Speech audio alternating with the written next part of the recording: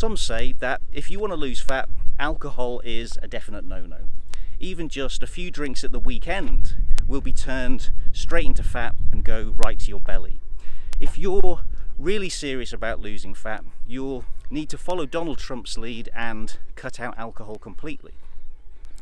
Now, the reality is you can drink alcohol on a regular basis and still lose fat, just as long as you're sensible about the amount you're drinking.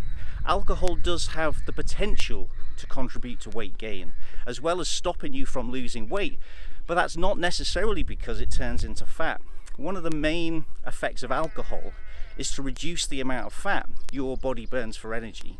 And the way your body responds to alcohol is actually very similar to the way it deals with excess carbs. So while carbohydrate can be converted directly into fat, this doesn't happen unless you're eating a lot of it. One of the main effects of overfeeding with carbs is that they replace fat as a source of fuel, and by suppressing fat burning, it means the fat in your diet can be stored a lot more easily, as well as reducing the amount of stored fat that's burned off. So the idea that alcohol automatically turns into fat and goes straight to your waist isn't accurate. Alcohol does put the brakes on fat burning while it's being metabolized by your body, but it's no more likely to contribute to weight gain than excess calories from carbs or fat. So alcohol in and of itself won't necessarily torpedo your attempts to get in shape, just as long as it's accounted for in your calorie budget.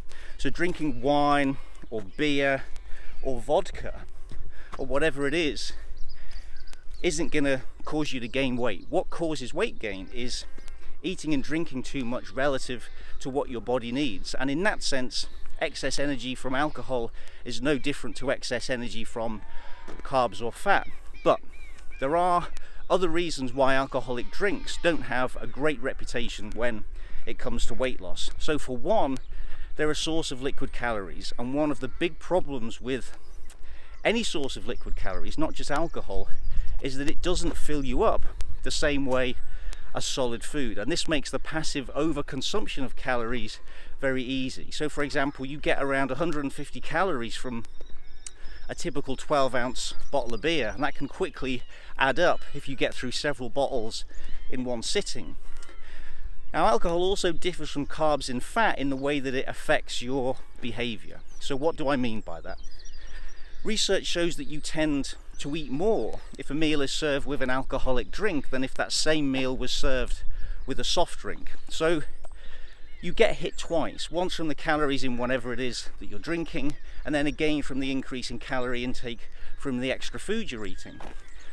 So it's not just the extra calories in the drink that you need to think about, it's the knock-on effect that beer or wine or cocktails or whatever can have on the amount of food you eat. So if you're drinking at a bar or a party, you'll often be surrounded by calorie-dense foods like nachos or pizza or chips. Now, these foods taste very nice and they're very easy to overeat even if you're not particularly hungry. So you're surrounded by lots of food that tastes very nice, and your ability to resist the temptation to eat that food has been weakened by the alcohol. And there's also the social pressure. You're surrounded by other people who are eating and drinking, and you don't want to feel like the odd one out. You don't want to be the weirdo in the corner who's drinking water and not eating anything. And that's when the what the hell effect can kick in, and you just abandon any attempt to limit what you eat and drink. But that's not always the end of it. You wake up the next day and you're tired and you're hungry and you're hungover, and the workout you plan to do that day goes out the window, and you just end up binge watching some rubbish on Netflix. Now, not only are you tired and hungry, you're also annoyed at yourself for letting things slip. So to make yourself feel better, you end up eating even more. I've already messed things up, you think to yourself, so I'm just going to do what I want for the rest of the weekend and start fresh on Monday. Now, to be clear, I'm not saying that it'll play out like that for everyone. In a lot of ways, that is a worst case scenario. But it's worth keeping in mind that too much alcohol can damage your progress in a way that extends far beyond its calorie content alone. It's not just the extra calories in whatever it is that you're drinking that you have to think about, but the domino effect that that can have on your exercise habits in the hours and days that follow. Anyway, thank you very much for watching. Please subscribe to my channel, and I will be back with another video very soon.